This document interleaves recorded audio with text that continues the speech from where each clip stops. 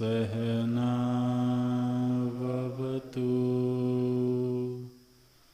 सहनौ भुनक्तु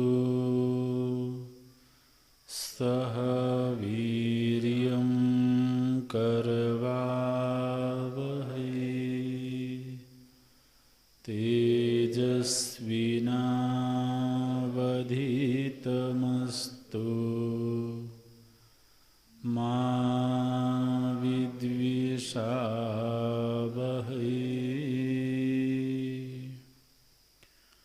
ॐ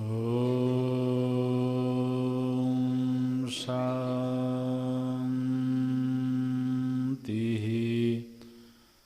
शान्तिः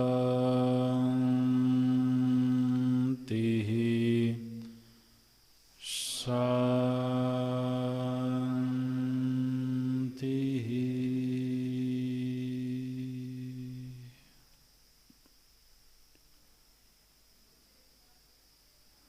सदाशिवसमारम्भाम्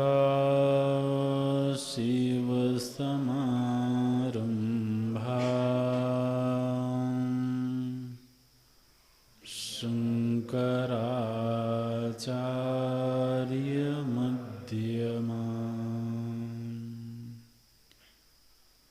अस्मदाचार्यपर्यन्ताम्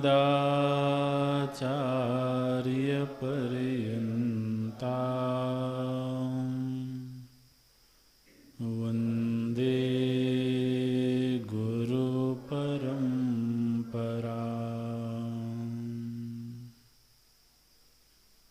शङ्करं शङ्कराचार्यं केशवं वादरायणं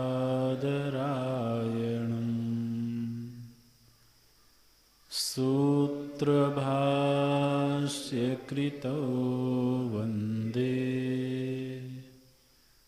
भगवन्तौ पुनः पुनः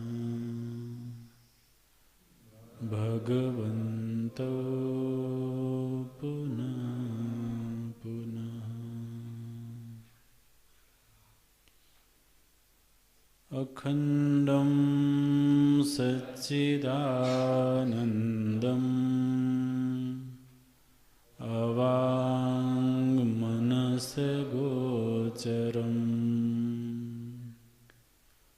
आत्मानम् अखिलाधारम्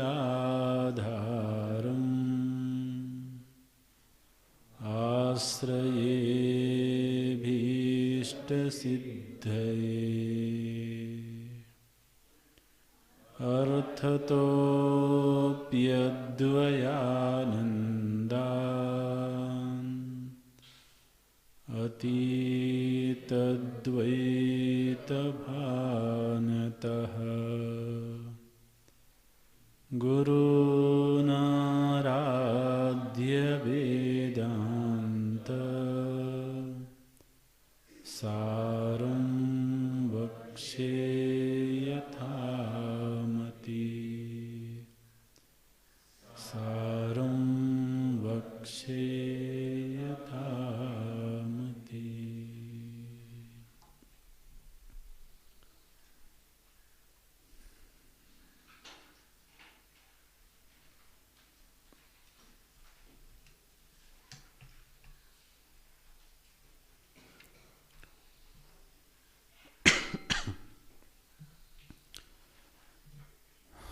बौद्धस्तु अन्योन्तर आत्मा विज्ञानमयः इत्यादि श्रुतेः कर्तुः अभावे करणस्य शक्ति अभावात् अहं कर्ता अहं भोक्ता इत्यादि अनुभवाच्च बुद्धिः आत्मा इति वदति।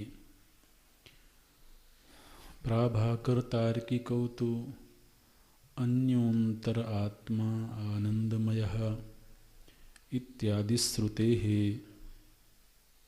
बुद्धिहादीनाम् अज्ञाने लयदर्शनात् अहम् अज्ञः अहं ज्ञानी इत्यादि अनुभवाच्च अज्ञान आत्मा इति वदतः। भाट्टस्तु प्रज्ञानघन एव आनंदमयः इत्यादि श्रुतेः सुषुप्तौ प्रकाश अप्रकाश सद्भावान् माम अहम न जानामि इत्यादि अनुभवाच्च अज्ञानोपहितं चैतन्यम् आत्मा इति वदति। अपरो बौद्धः असद एव इदमग्र आसीत् इत्यादि श्रुतेः सुषुप्तौ सर्व अभावात् अहम सुषुप्तौ न आसम् इति उत्थितस्य स्व अभाव परामर्श विषयानुभवाच्च शून्यम् आत्मा इति वदति।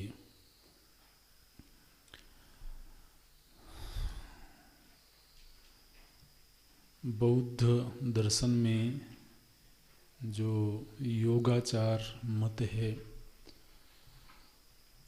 उसमें यह कहा गया कि विज्ञान ही परमार्थ सत्य है और जो परमार्थ सत्य है उसी को आत्मा कहना चाहिए। जो दृश्यमान जगत है वह असल में चित्तवृत्ति का ही विलास है, क्योंकि चित्तवृत्ति से पृथक जगत नाम की वस्तु का ज्ञान आज तक किसी को नहीं हुआ है। यह वेदांत सम्मत चिंतन करने पर भी जब इस धरातल पर पहुँचते हैं तो किसी अंश में यह सिद्धांत यथार्थ मालूम पड़ता है। तो किसी अंश में ये जानबूझ के बोला गया है, लेकिन यह बात सत्य है कि जगत का ज्ञान कभी भी वृत्ति निरपेक्ष नहीं होता है। वृत्ति निरपेक्ष माने वृत्ति के बिना। ने जगत का आज तक किसी को बिना वृत्ति के ज्ञान नहीं हुआ है। वृत्ति माने चित्त वृत्ति, चित्त का जो व्यवहार है। तो जगत का जब भी जिस किसी को भी जिस काल में भी ज्ञान हुआ है वह चित्त वृत्ति सापेक्ष ही हुआ है। इसलिए तो फिर चित्त वृत्ति को ही परमार्थ क्यों ना माना जाए, ऐसा उन्होंने कहा। हालांकि वह चित्त वृत्ति क्षणिक है, हर क्षण बदल रही है, यह अपनी जगह ठीक है, किंतु जगत तो उससे भी बाह्य है और बाह्य कहना भी बनेगा नहीं, क्योंकि ये बाह्यपना भी चित्त वृत्ति से ही जाना जाता है। कोई चीज़ बाहर है यह भी या भीतर है, ये बाहर भीतर का ज्ञान भी चित्त वृत्ति से ही होता है। तो इसलिए जो परमार्थ है, परमार्थ माने परम अर्थ, जो परमार्थ है वह तो विज्ञान है। इसलिए यह विज्ञान ही आत्मा है, हर क्षण बदलने वाला विज्ञान ही आत्मा है, ऐसा उन्होंने निर्णय दिया। और जब कोई साधक ध्यानाभ्यास करते हुए चित्तवृत्ति का साक्षात्कार करता है, चित्तवृत्ति के उदय और लय होने की स्थिति को वो देख पाता है, तो वह भी ऐसा अनुभव करता है कि बात सही है। चाहे कोई वस्तु बाह्य जगत की हो या अंतः प्रत्यक्ष हो, भाव हों, विचार हों, जो कुछ भी हैं, सब वृत्ति सापेक्ष ही जाने जाते हैं। इसलिए यहाँ पर जो ये निर्णय दिया गया, बुद्धि ही आत्मा इति वदति, तो यहाँ पर बुद्धि का अर्थ विज्ञान करना चाहिए। बौद्ध दर्शन का मत है यह। और इससे संबंधित श्रुति में भी वाक्य मिलता है, जहाँ पर यह कहा गया कि मनोमय से भिन्न उसके और अंतरंग एक वस्तु है, जिसको विज्ञानमय कहते हैं। वह विज्ञानमय ही आत्मा है। अन्योंतर आत्मा विज्ञानमय इत्यादि श्रुते है। तो इस मत के संदर्भ में जो हेतु दिया गया है, मैंने आप देखेंगे हर मत की प्रस्तुति में 3 प्रमाण दिए जा रहे हैं। आपने अगर ध्यान दिया हो तो हर मत की प्रस्तुति में, हर सिद्धांत की प्रस्तुति में 3 प्रमाण दिए जा रहे हैं: श्रुति, युक्ति और अनुभूति। ये विशेष बात है, इसको ध्यान में रखना है। श्रुति, युक्ति और अनुभूति। जब तक कोई सिद्धांत श्रुति से प्रमाणित ना हो, युक्ति से प्रमाणित ना हो और अनुभव का विषय ना बने, तब तक वह सिद्धांत माना ही नहीं जा सकता है। इसलिए आप देखें, बहुत संक्षेप में एक एक सिद्धांत को प्रस्तुत कर रहे हैं। हालांकि इनका विस्तार बहुत है उस तत्त दर्शन में, किंतु यहाँ पर केवल आत्मवस्तु का अनुसंधान करने के संदर्भ में तो 3 प्रमाण दे करके और सीधे सिद्धांत को प्रस्तुत कर देते हैं। तो श्रुति माने श्रुति के वाक्य को उद्धृत करना, फिर युक्ति, अब जैसे बुद्धि आत्मा इति वदति, बुद्धि आत्मा है, इस सिद्धांत की प्रस्तुति में श्रुति का उद्धरण दिया गया, अन्योंतर आत्मा विज्ञानमय, यह श्रुति वाक्य है। फिर युक्ति माने तर्क में हेतु की प्रधानता होती है, तो हेतु दिया गया। क्या हेतु दिया गया? कर्तुः अभावे करणस्य शक्ति अभावात्, कर्ता के अभाव में जो करण है वह शक्तिहीन होता है, यह हेतु तो देखा जाता है। तो यह है युक्ति। और तीसरी है अनुभूति, अहम कर्ता अहम भोक्ता इति अनुभवाच्च। तो जो बात श्रुति ने कही है वही युक्ति से भी सिद्ध होती है, तर्क संगत मालूम पड़ती है, और वैसे ही अपनी अनुभूति है। तो मैं करता हूँ, यह अनुभव मन में नहीं होता है। मैं भोगता हूँ, यह अनुभव मन में नहीं होता है, क्योंकि मन को वो संचालित करता है। तो जो करता है वह स्वयं संचालित होने वाली वस्तु नहीं है। तो कर्ता और भोक्ता यह अनुभूति बुद्धि का विषय है। इसलिए तो बुद्धि ही विज्ञान एव आत्मा इति वदति बौद्धस्तु।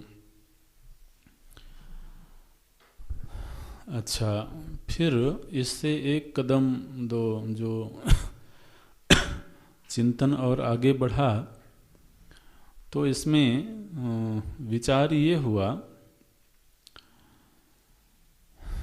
कि महाराज आप कहते हो कि यह जो क्षण क्षण बदलने वाली वृत्ति है यह आत्मा है। यह विचार से बहुत ठीक लगता नहीं है। क्यों नहीं लगता है? तब देखना, ये बौद्ध दर्शन के ऊपर वेदांत का भी आक्षेप है और हमारे जो दूसरे वैदिक दर्शन हैं उनका भी आक्षेप है। उन्होंने जब यह क्षणिक विज्ञानवाद की प्रस्तुति की तो उन्होंने ये कहा कि कोई स्थिर वस्तु नहीं है, कोई कूटस्थ वस्तु नहीं है, केवल विज्ञान है और वह विज्ञान हर क्षण बदल रहा है। तो उनसे यह प्रश्न किया गया, ये सूक्ष्म प्रश्न है, आपको पकड़ में आ जाए तो अच्छी बात है। उन्होंने कहा कि जब आप दार्शनिक बने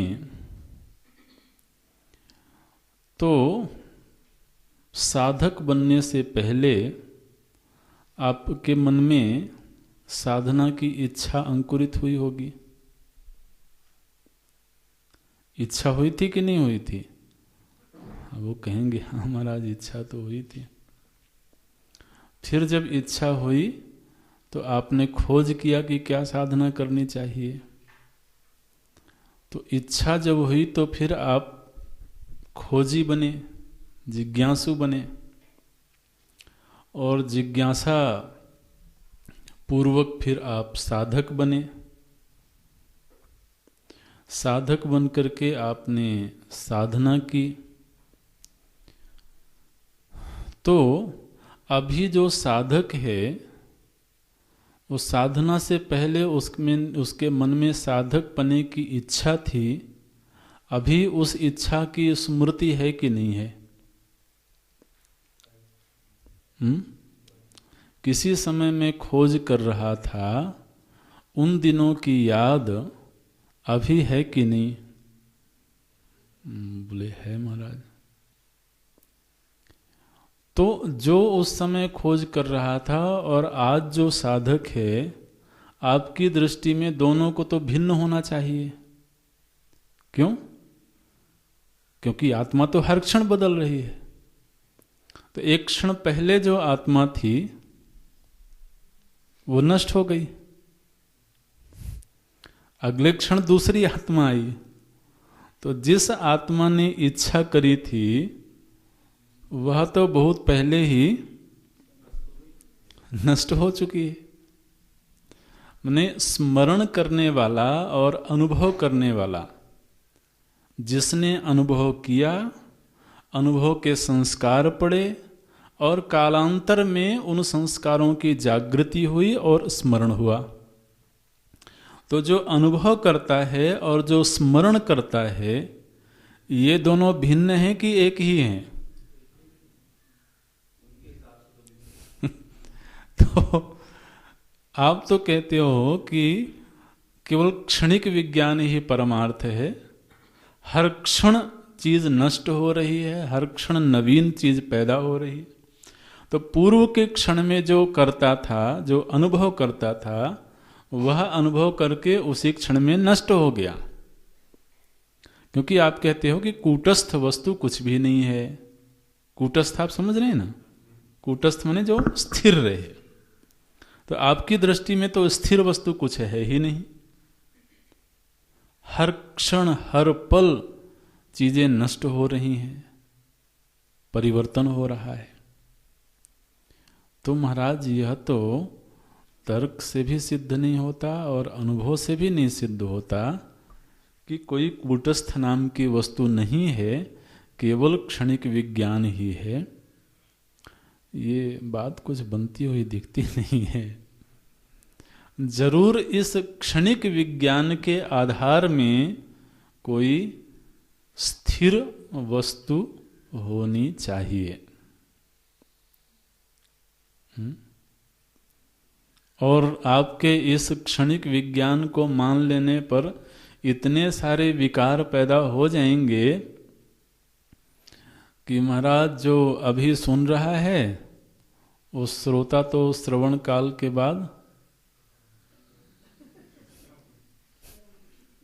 गया।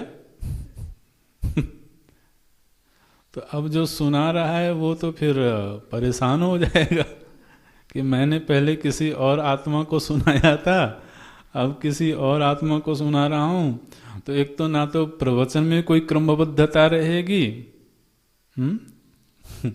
ना स्मरण में कोई क्रमबद्धता रहेगी, माने बहुत सारे इसमें प्रश्न खड़े हो सकते हैं।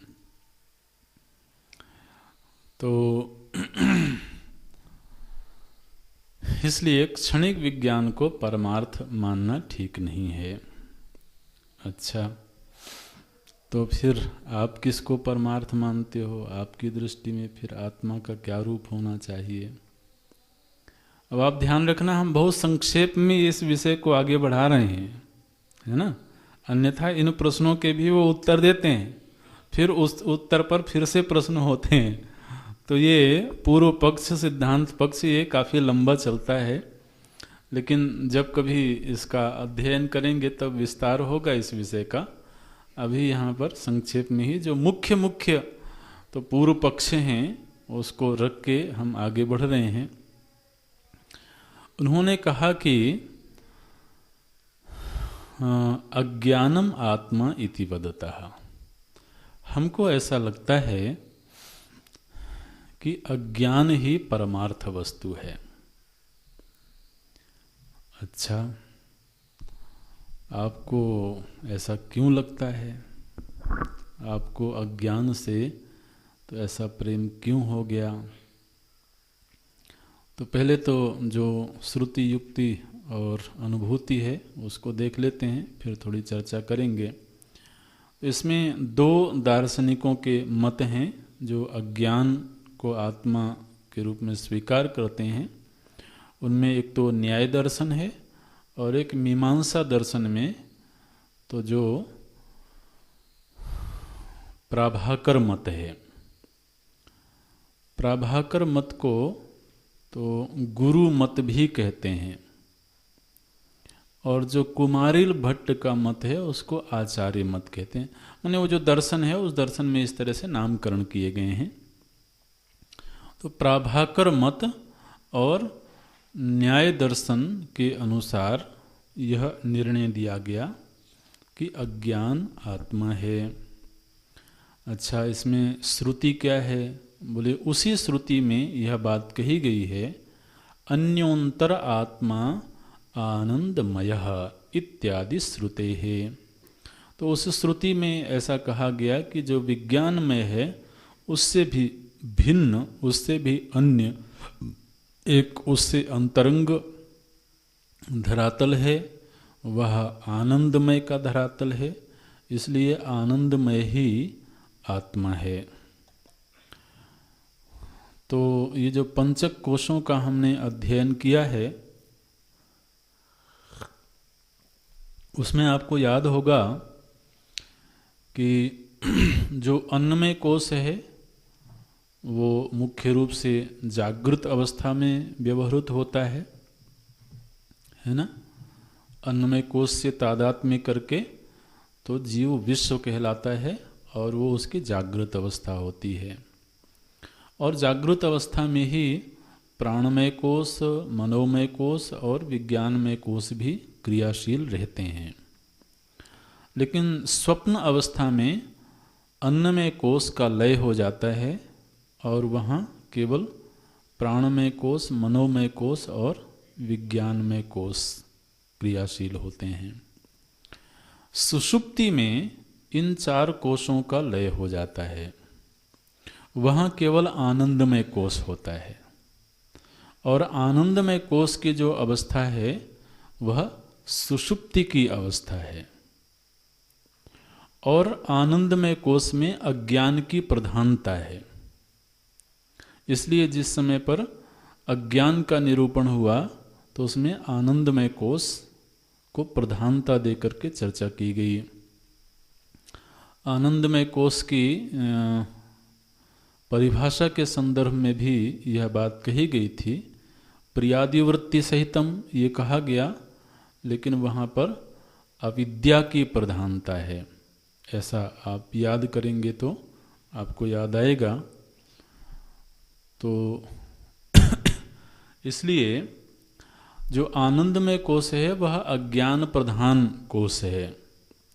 और इसीलिए जिस समय पर जीव इस आनंदमय कोश से तादात्म्यपन्न होता है, उस समय वह सुषुप्ति की अवस्था में होता है। सुषुप्ति की अवस्था में किसी वस्तु विशेष का ज्ञान नहीं होता है। इसलिए वह जो आनंदमय कोश है अज्ञान प्रधान है, और वही तो आत्मा कहलाने लायक है। इसमें हेतु क्या है? बोले बुद्ध्यादि नाम अज्ञाने लय दर्शनात्। सुषुप्ति अवस्था में बुद्धि आदि का, बुद्धि आदि माने बुद्धि, मन, इंद्रिय, इन सब का अज्ञान में लय हो जाता है। सुषुप्ति में अज्ञान है और उस अज्ञान में बुद्धि आदि का लय हो जाता है। तो निश्चित रूप से जहां जाकर के बुद्धि आदि लीन होते हैं उसी को पारमार्थिक सत्य कहना चाहिए। ये बात आप ध्यान दे के जरा समझें। बुद्धि आदि का जहां लय होता है और जहां से उदय होता है, भाई स्वाभाविक है जहां लय हुआ होगा वहीं से उदय होगा। तो एक ऐसी अवस्था है हमारी आप सबकी, प्रत्येक जीव की, जबकि बुद्धि आदि का भी लय हो जाता है। तो बुद्धि आदि के लय हो जाने पर भी जो शेष रहता है उसको बुद्धि से ज़्यादा अंतरंग होना चाहिए, उसको बुद्धि से ज़्यादा सूक्ष्म होना चाहिए। तो सुषुप्ति अवस्था एक ऐसी अवस्था है जहाँ बुद्धि का तो लय हो गया, लेकिन शेष क्या है? बोले अज्ञान शेष है। तो 6 घंटे तक यदि बुद्धि लीन है तो 6 घंटे तक अज्ञान की अवस्था में वह पड़ा हुआ है। तो इसलिए अज्ञान बुद्धि से भी सूक्ष्म है। दूसरा जो अनुभव है वो क्या अनुभव है? बोले अहम अज्ञः, मैं अज्ञानी हूँ। फिर कहता है अहम ज्ञानी इत्यादि अनुभवाच्च। तो जब जागृत अवस्था में होता है तब भी व्यक्ति को ऐसा अनुभव होता है कि मैं कभी अज्ञानी हूँ, कभी ज्ञानी हूँ। तो इसका मतलब यह है कि कभी ज्ञानी है, कभी कभी अगर ज्ञान रूप बुद्धि ही परमार्थ वस्तु होती, ध्यान देना, अगर बुद्धि ज्ञानात्मिका है अभी, ठीक है, तो ये ज्ञान प्रधान बुद्धि ही यदि परमार्थ वस्तु होती तो ज्ञान को हमेशा रहना चाहिए था, चाहे वो किसी भी अवस्था में हो। लेकिन ऐसी अवस्था भी प्राप्त होती है, चाहे वो मूर्छा की हो, सुषुप्ति की हो, जबकि इस ज्ञान का भी लोप हो जाता है। और जब जागृत अवस्था होती है तब भी उसको कभी अनुभव होता है कि मैं ज्ञानी हूँ, कभी अनुभव होता है कि मैं अज्ञानी हूँ। तो अज्ञान और ज्ञान ये दोनों बदलते रहते हैं। इसलिए हमको ऐसा लगता है कि यह जो आत्मा है यह अज्ञान स्वरूप है।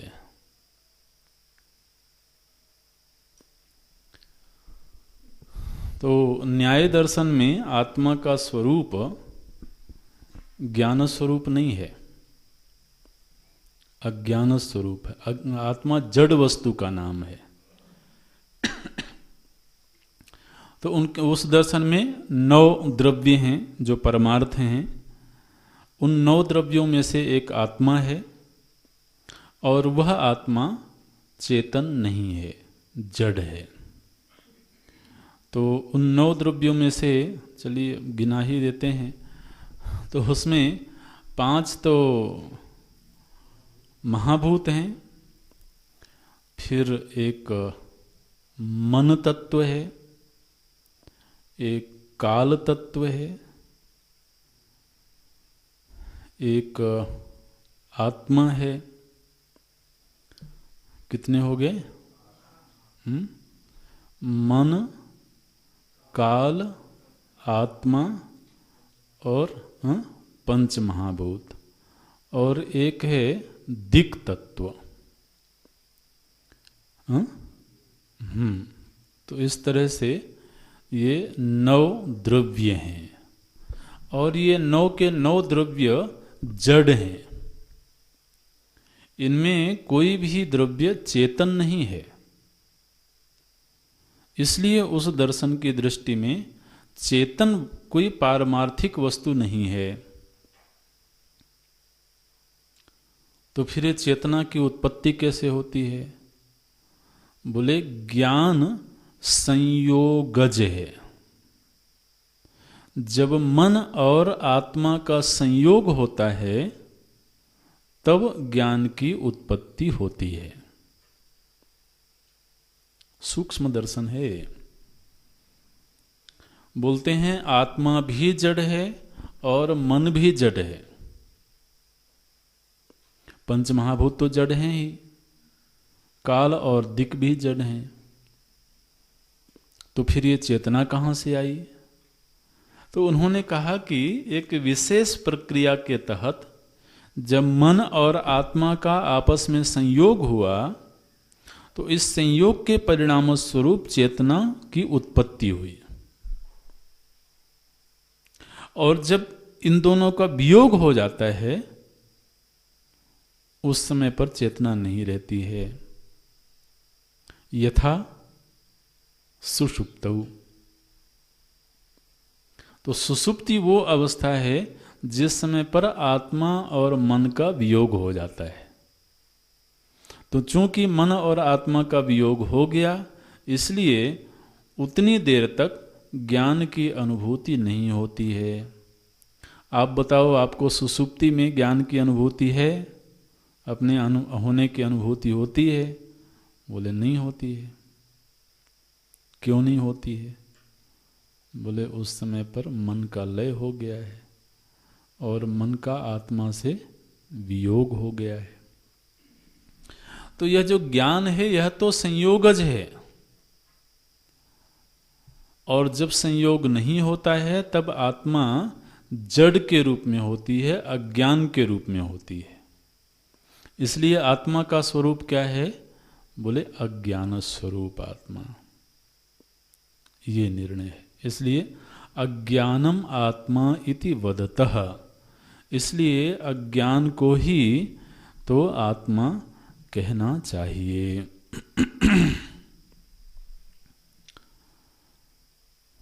ये तो बिल्कुल ठीक लगता है। और वेदांत में भी जिस विज्ञान में कोश की वो आनंदमय कोश की चर्चा होती है, वह आनंदमय कोश भी अज्ञान प्रधान है। इसीलिए अज्ञानमय कोश से जब जीव तादात्म्यपन्न होता है, जिस समय अन्य कोशों का लय हो चुका होता है, उस समय पर उसे किसी भी प्रकार की अनुभूति, किसी भी प्रकार का ज्ञान नहीं होता है। तो समस्त ज्ञान जहाँ जाकर के लीन हो जाते हैं वह आश्रय है। जो लीन हो जाने वाली वस्तुएं हैं वो फिर आश्रित हो गई। तो जो आश्रय है उसी को पारमार्थिक सत्य होना चाहिए। ठीक है ना? नहीं ठीक है? मैंने समझ में आवे ठीक है कि नहीं वो तो वो दर्शन बताएगा। लेकिन कम से कम किसी की क्या स्थापना है, किसका क्या निर्णय है, वह निर्णय तो समझ में आना चाहिए। तो इसलिए महाराज हमको तो ऐसा लगता है कि अज्ञान ही परमार्थ है और अज्ञान को ही आत्मा कहना चाहिए। सब कुछ अंततः अज्ञान में ही जाकर के लीन हो जाता है, चाहे व्यष्टि की सुसुप्ति हो और चाहे समष्टि का प्रलय हो। यह समष्टि भी अंततः कहाँ लीन होता है? प्रलय में ही तो लीन होता है, और वह प्रलय तो अज्ञान की ही स्थिति है। उस समय किसी विशिष्ट का ज्ञान नहीं होता है। इसलिए अज्ञान आत्मा इति वदतः। तो आत्मा को जड़ होना चाहिए, ये निर्णय दिया गया। बोले बात तो ठीक है। तो महाराज आत्मा तो अब जड़ हो गई, तो फिर मोक्ष क्या है? आप समझते हैं ना, जब एक निर्णय आता है तो इस एक निर्णय के इर्द गिर्द बहुत सारे निर्णयों पर प्रभाव पड़ता है। तो जड़ता की स्थिति में पहुंच जाना ही मोक्ष है। मन और आत्मा का नित्य वियोग हो जाए, जब तक मन और आत्मा का संयोग होता रहेगा तब तक विशेष विशेष ज्ञान की उत्पत्ति होती रहेगी, और ज्ञान की उत्पत्ति जब तक होती रहेगी तब तक दुख सुख भी बना रहेगा। अच्छा, आपको सुषुप्ति की अवस्था में दुख होता है क्या? बोले नहीं होता है। दुख कब होता है? या तो जागृत में होता है या स्वप्न में होता है। सुषुप्ति में दुख नहीं है। और साधक का पहला प्रयत्न यही है कि दुख की निवृत्ति हो जाए, दुख की आत्यंतिक निवृत्ति हो जाए। और दुख की आत्यंतिक निवृत्ति अज्ञान की दशा में हो जाती है। इसलिए मन और आत्मा का जब तक संयोग होता रहेगा तब तक पंचक क्लेश बने रहेंगे, और जब इनका नित्य वियोग हो जाए, आत्मा आत्मा के रूप में ही रहे, मन मन के रूप में रहे, प्रत्येक द्रव्य स्वतंत्र रूप से रहें, तो उसके बाद फिर वो दुख की कोई संभावना नहीं है। यही मोक्ष है। इस तरह से तो ये निर्णय है उनका। फिर माने न्याय दर्शन का तो पक्का निर्णय यही है, और जो मीमांसा दर्शन है उसमें ही एक दूसरी विचार की धारा चली। जो प्राभाकर मत है उन्होंने तो इसी निर्णय को मान्यता दी, स्वीकार किया। लेकिन जो कुमारिल भट्ट, जो एक बड़े उद्भट आचार्य हुए, विद्वान हुए मीमांसा दर्शन के, तो उन्होंने कहा कि ये जो अज्ञान की शरण आप ले रहे हो, यह बहुत बुद्धिमानी का निर्णय नहीं है। अज्ञान की स्थिति में तो कोई जाना पसंद करे, वह तो कोई नासमझ ही होगा। हमको ऐसा नहीं लगता है कि अज्ञान को परमार्थ मानना चाहिए। तो फिर आपकी दृष्टि में परमार्थ किसको कहा जाए? तो अब यहाँ पर अगला विचार देते हैं। भाट्टस्तु, भाट्ट माने कुमारिल भट्ट के जो अनुयायी हैं, और कुमारिल भट्ट का जो दर्शन है उसमें ये कहा गया कि अज्ञानोपहितम चैतन्यम आत्मा इति वदति। आत्मा कौन है? बोले अज्ञानोपहित चैतन्य। माने वो ये कहते हैं कि ना तो वो केवल चेतन है और ना ही जड़ है, इसलिए एक मध्यम मार्ग उन्होंने निकाला। क्या है मध्यम मार्ग? बोले अज्ञानोपहित चैतन्य। अज्ञान से उपहित जो चैतन्य है तो वही आत्मा है। ऐसा श्रुति में भी वाक्य देखने को मिलता है। तो प्रज्ञान घन एव आनंदमयः इत्यादि श्रुते है। श्रुति में यह वाक्य आया कि एक ऐसी अवस्था होती है जब आनंदमय, आनंद का प्राचुर्य तो होता है, लेकिन वहाँ प्रज्ञान घन होता है। प्रज्ञान माने जो ज्ञान तत्व है उसमें पृथकत्व की अनुभूति नहीं होती है, उसमें उसका घनी भाव होता है, चित्त तत्व का घनी भाव होता है। अभी हमको जो ज्ञान प्राप्त हो रहा है वो पृथक पृथक ज्ञान हो रहा है, तत् तत् तत् तत् ऐसे अलग अलग वस्तुओं का ज्ञान हो रहा है, तो हमको अनेकता मालूम पड़ रही है। लेकिन एक ऐसी स्थिति है जहाँ पर ज्ञान घन है, मतलब उसमें पृथक वस्तुओं का ज्ञान नहीं है। वह एक विशिष्ट अवस्था है जिसमें तो आत्मा की स्थिति होती है। और इसमें हेतु ये है कि सुषुप्तौ प्रकाश अप्रकाश सद्भावात्। तो महाराज सुषुप्ति में ज्ञान भी रहता है और अज्ञान भी रहता है। अब जरा इसको थोड़ा ध्यान से समझना। इन्होंने कहा कि आप कह रहे हो कि सुषुप्ति में केवल अज्ञान होता है, हम ऐसा नहीं मानते हैं। आप ऐसा क्यों नहीं मानते हो? बोले हम ऐसा इसलिए नहीं मानते हैं क्योंकि सुषुप्ति से उठने के बाद उसको यह प्रत्यभिज्ञा होती है। प्रत्यभिज्ञा, यह शब्द कभी बोला है हमने पीछे? नहीं बोला? अच्छा। प्रत्यभिज्ञा माने होता है स्मृति। तो बोले कि जो सुप्त पुरुष है, जो सुसुप्ति में गया हुआ पुरुष है, वह जागृत अवस्थायाम, जागृत अवस्था में यह कहता है, क्या कहता है? सुखम अहम अस्वाप्सम, ये कहता है, जागृत पुरुष कहता है। और वो जागृत पुरुष कौन है? जो सुप्त पुरुष था। अब ये सब बिल्कुल दर्शन के शब्द हैं, इसलिए धीरे धीरे इनका अभ्यास कर लेंगे तो अच्छा रहेगा। जो सुप्त पुरुष है वही जागृत पुरुष है, क्योंकि जागृत पुरुष यह कहता है कि मैं सुखपूर्वक सोया था। तो सोया था, जो सोया था वही अभी बोल रहा है। तो जो बोल रहा है और जो सोया था, ये दोनों दो नहीं हैं।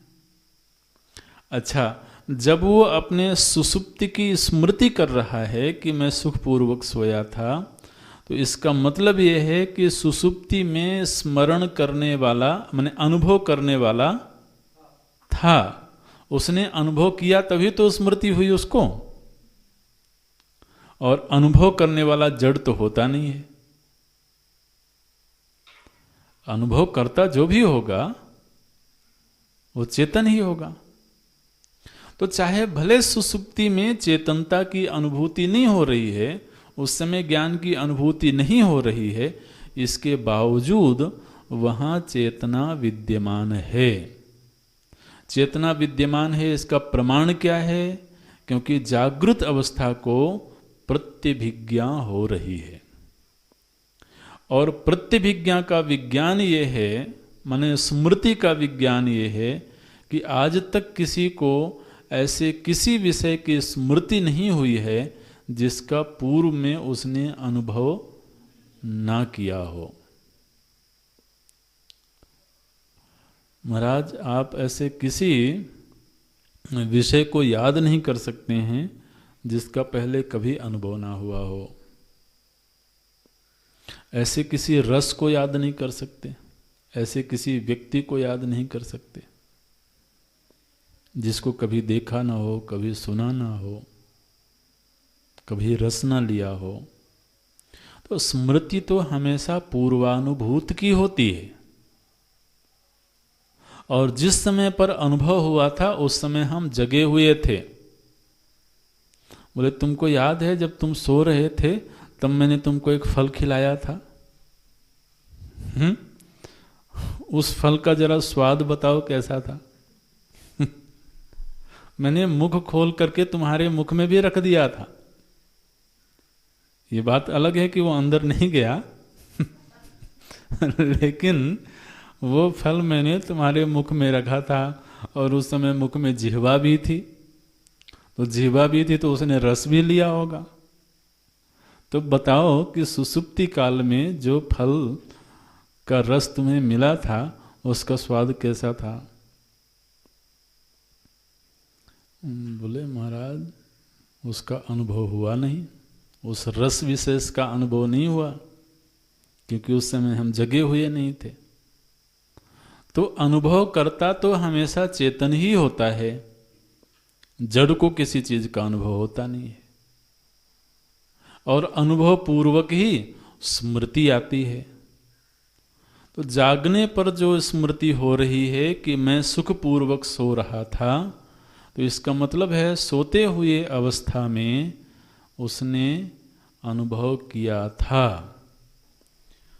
अनुभव करता वहाँ चेतन था, किंतु अज्ञान इतना घनीभूत हो चुका था कि उस समय उसे अपने होने की भी अनुभूति नहीं थी, लेकिन चेतना वहाँ थी।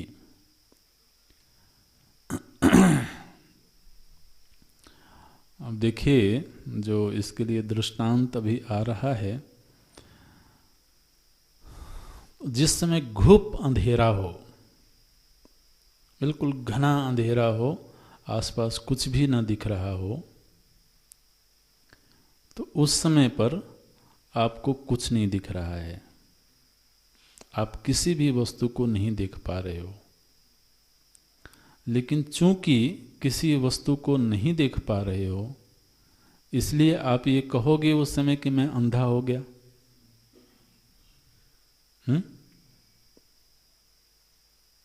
क्यों नहीं कह रहे हो? भाई अंधा किसको कहते हैं? जिसको कुछ ना दिखे, और उस समय आपको भी कुछ नहीं दिख रहा है। तो आप में और उस अंधे में क्या अंतर है फिर?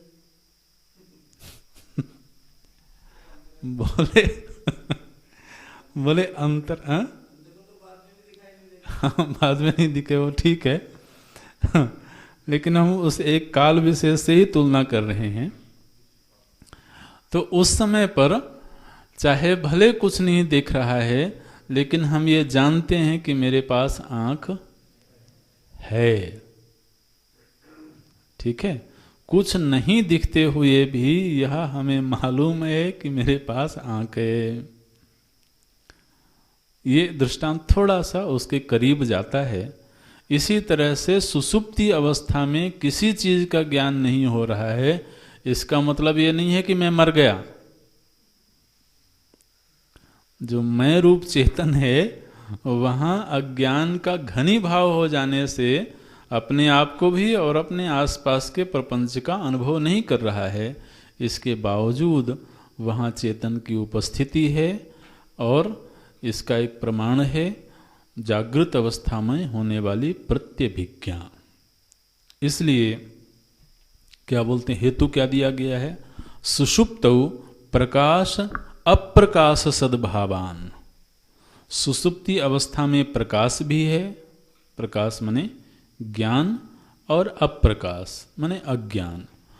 जिस अवस्था को आपने प्रमाण के रूप में माना था, ये पूर्व दार्शनिकों के ऊपर एक तरीके से प्रश्न है कि जिस सुसुप्ति को प्रमाण मान करके आपने ये कहा था कि आत्मा अज्ञान रूप है, उसी सुसुप्ति को प्रमाण मान के हम ये कहते हैं कि सुसुप्ति में ज्ञान भी है और अज्ञान भी है। और जागृत अवस्था में भी हम ऐसा अनुभव करते हैं, माम अहम न जानामि इत्यादि अनुभवात। जागृत अवस्था में भी तो हम यह बात कहते हैं कि मैं अपने आप को पूरी तरह से नहीं जानता हूं। लेकिन जो कह रहा है कि मैं नहीं जानता हूं, वो जड़ है क्या? वो तो चेतन है। इसलिए चेतन है, और वह चेतन कैसा है? बोले अज्ञान से उपहित है। इसलिए अज्ञानोपहितम चैतन्यम आत्मा इति वदति। चैतन्य को तो होना ही चाहिए,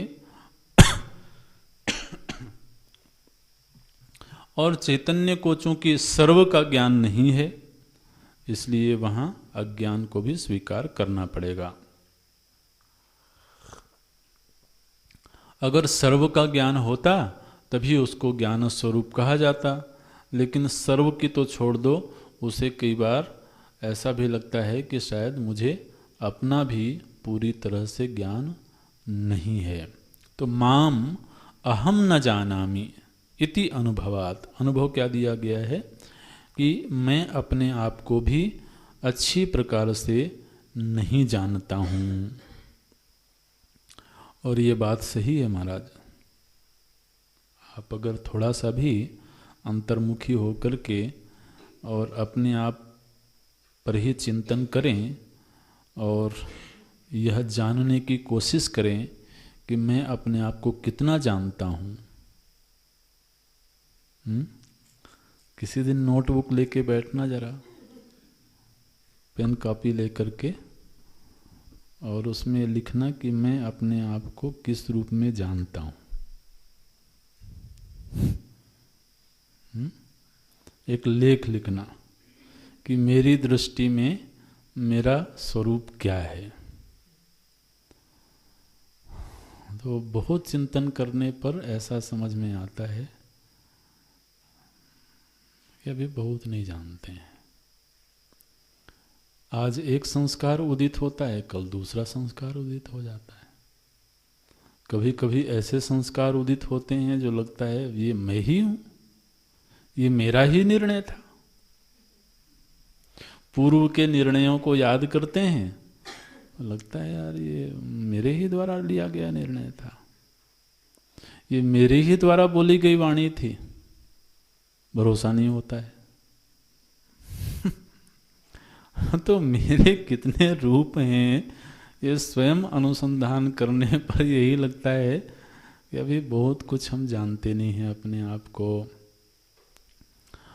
और चाहे भले दूसरे के सामने तो ज्ञानी बनना ही चाहिए, आखिर थोड़ा बहुत तो जानते ही हैं। तो लेकिन ये बोलते हैं माम अहम न जानामि, मैं अपने आप को पूरी तरह से नहीं जानता हूँ। इसका मतलब है कि वहाँ अज्ञान की स्थिति है और मैं जानता हूँ, तो जानने वाला भी है, मतलब चैतन्य भी है। तो हमको ऐसा लगता है कि चैतन्य और अज्ञान ये दोनों साथ साथ ही हैं। और यदि केवल ज्ञान होता, ध्यान देना, अज्ञानोपहित क्यों कह रहे हैं, केवल चैतन्य क्यों नहीं कह रहे हैं? क्योंकि अगर केवल चैतन्य ही होता तो सुषुप्ति की अवस्था में मैं कुछ नहीं जान रहा हूं, यह स्थिति कभी नहीं आती। तो इसलिए एक अज्ञान की स्थिति भी है, साथ ही चैतन्य भी है। तो इसलिए आत्मा का जो पारमार्थिक रूप है वो कैसा है? बोले अज्ञान उपहित चैतन्यम, अज्ञान से उपहित चैतन्य ही आत्मा है, ऐसा हमको अनुभव होता है। तो ज्ञान रूप भी है, अज्ञान रूप भी है, दोनों ही मानना चाहिए। तो ये एक निर्णय है। और फिर जो इस प्रसंग में अंतिम सिद्धांत के रूप में आचार्य प्रस्तुत करते हैं वह भी बौद्धों का निर्णय है।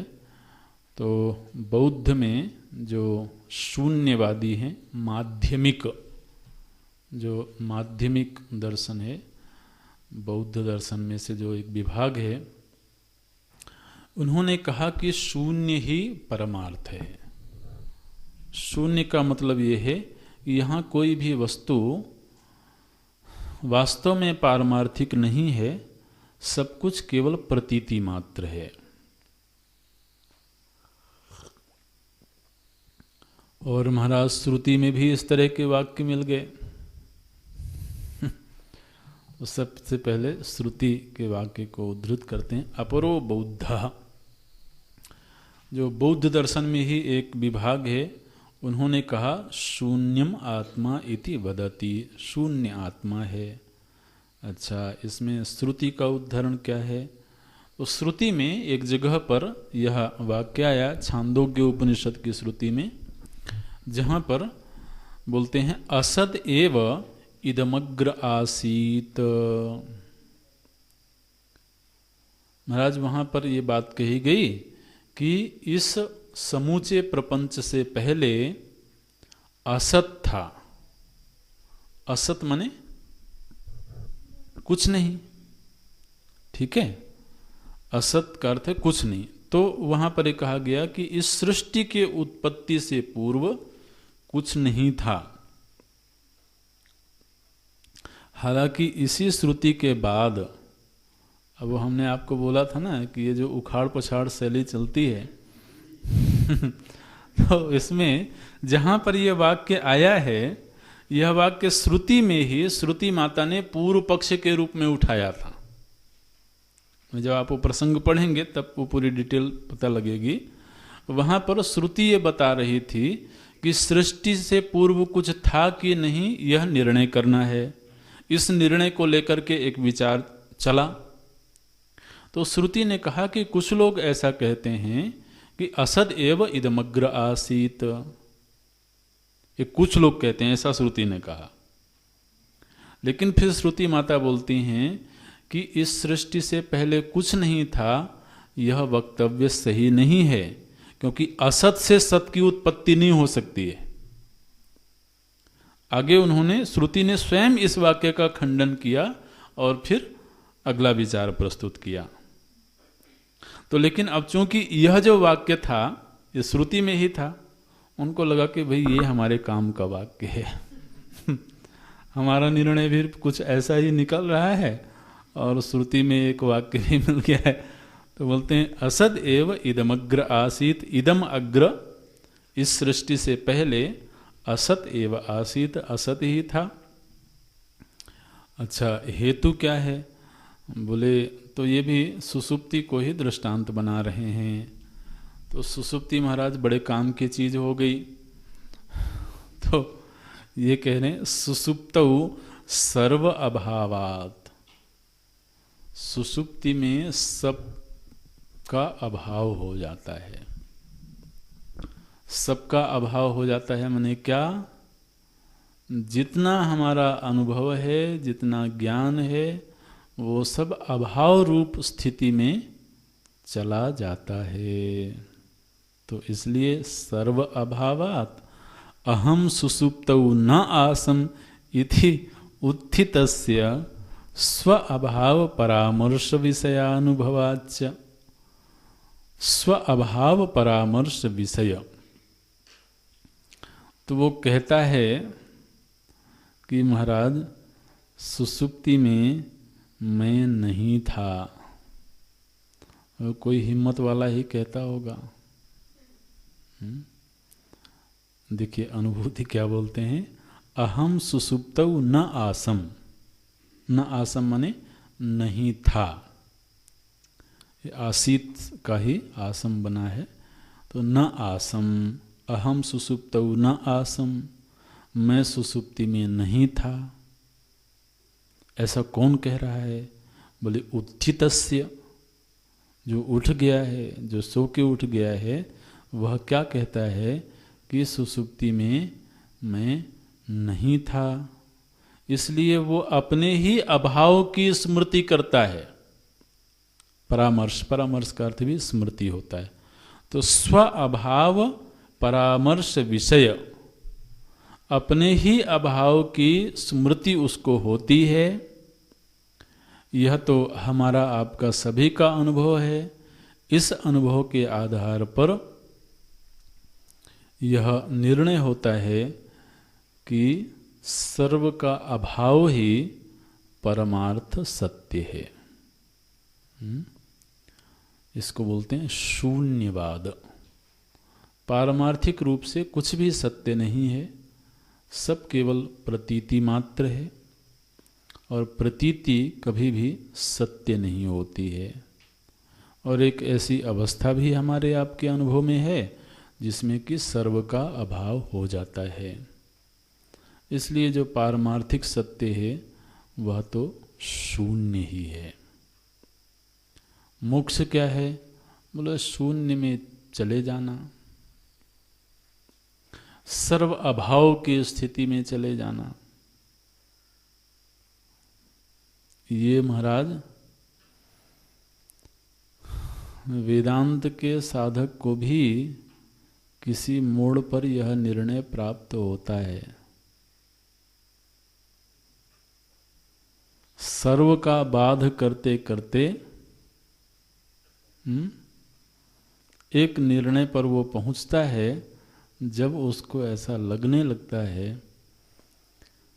कि अब हर चीज को ही यदि बाधित कर दिया गया, हर चीज ही मायिक है, अज्ञानजन्य है, और अज्ञान स्वयं कोई वस्तु नहीं है। तो अज्ञान से उत्पन्न जो कुछ भी है वो भी नहीं है एक तरह से, तो फिर तो शून्य ही है, ऐसा निर्णय पहुंचता है। ये माने बहुत गंभीर जब ध्यान में जाते हैं तब इस तरह की स्थिति बनती है। इसलिए कई बार महाराज व्यक्ति डर जाता है, अच्छा तो मैं बिल्कुल अभाव की स्थिति में जा रहा हूं। अभय भयदर्शिना ऐसा कारिका में आता है, भयभीत हो जाता है, मुझे तो बिल्कुल लय की स्थिति में नहीं जाना है, शून्य की स्थिति में नहीं जाना है। लेकिन ये शून्यवाद का एक धरातल आता है जहां पर सर्व का बाध करते करते बिल्कुल निष्प्रपंच की स्थिति में पहुंच गया। अब कुछ भी विशेष ज्ञान बचा नहीं। जब विशेष ज्ञान नहीं बचा तो शून्य ही शेष है। ये यहां पर इन्होंने पारमार्थिक सत्य के रूप में सर्व अभाव को स्वीकार किया। तो अभी तो हम आपको शून्यवाद में नहीं छोड़ेंगे, तो इसलिए इसके आगे का जो वक्तव्य है उसके केवल संकेत करके और फिर एक कक्षा पूरी करेंगे। वेदांत ने यह कहा, अब यहाँ से वेदांत की चर्चा शुरू हो जाएगी। वेदांत ने कहा कि आप ये निर्णय दे रहे हो सर्वम शून्यम, ठीक है, थोड़ी देर के लिए हम मान लेते हैं, लेकिन सब कुछ शून्य है, इसको किसी ने जाना कि नहीं जाना?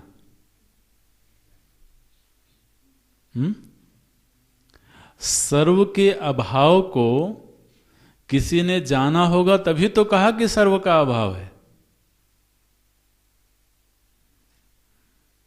ध्यान में आ रहा है? सर्व के अभाव को जाने बिना ये कैसे कहा जाएगा कि सर्व का अभाव है? शून्य को जाने बिना ये कैसे कोई कहेगा कि सर्वम शून्यम? तो कम से कम शून्य को जिसने जाना वह तो शून्य नहीं होना चाहिए। सर्व के अभाव को जानने वाले का अभाव कैसे हो सकता है? अगर उसका भी अभाव हो गया तो फिर यह वक्तव्य कभी भी नहीं दिया जा सकता है कि सर्व का अभाव हुआ। इसलिए महाराज उस सर्वाभाव का अधिष्ठान जो है वो परमार्थ है, ये आपको जानना चाहिए। तो आगे बोलते हैं, एतेषां पुत्रादीनाम अनात्मत्वम उच्यते। तो अब आगे जो प्रकरण है वो क्या प्रकरण है कि जितने भी मत आत्मा के संदर्भ में प्रस्तुत किए गए हैं वो वास्तव में उनमें से कोई भी यथार्थ में आत्मा नहीं है, वो सब अनात्मा ही हैं, ऐसा मानना चाहिए। एतेषां पुत्रादीनाम अनात्मत्वम उच्यते, यहाँ पर आत्मत्वम नहीं करना, पुत्रादीनाम अनात्मत्वम, म से अ निकल जाएगा। तो पुत्रादीनाम अनात्मत्वम उच्यते, ये पुत्र आदि सब अनात्मा हैं ऐसा तो आगे कहा जाएगा। फिर बोलते हैं कि देखिए, हमको इसमें बहुत ज़्यादा कुछ कहने की ज़रूरत नहीं है। ये जितने भी दार्शनिक हैं ना, इन दार्शनिकों ने ही एक दूसरे का खंडन कर दिया है, इसलिए हम तो सुखी हैं, हमें किसी का खंडन हमें किसी को पछाड़ने की जरूरत नहीं है। तो जो जिसने कहा था कि स्थूल शरीर ही आत्मा है, उसी ने ही पुत्रात्मवाद को पछाड़ दिया था, ठीक है ना। तो इसलिए वो देहात्मवाद ने पुत्रात्मवाद का खंडन कर दिया, फिर इंद्रियात्मवाद ने देहात्मवाद का खंडन किया, फिर प्राणात्मवाद ने इंद्रियात्मवाद का खंडन किया। तो इस तरीके से इन दार्शनिकों ने ही पूर्व पूर्व के सिद्धांतों को मटियामेट कर दिया है। इसलिए हमें अब उसमें बहुत परेशान होने की ज़रूरत नहीं है। हम तो केवल इतना ही कहेंगे कि ये जो अंतिम निर्णय इन्होंने दिया है शून्य आत्म, इसका जो अधिष्ठान है, इसका जो दृष्टा है, वह सत्तत्व है, वह चेतन तत्व है। इस तरीके से अगली कक्षा में देखते हैं विस्तार से। ओम पूर्णमदः पूर्णमिदं पूर्णात् पूर्णमुदच्यते पूर्णस्य पूर्णमादाय पूर्णमेवावशिष्यते। ओम शांति शांति शांति। हरि ओम। श्री गुरुभ्यो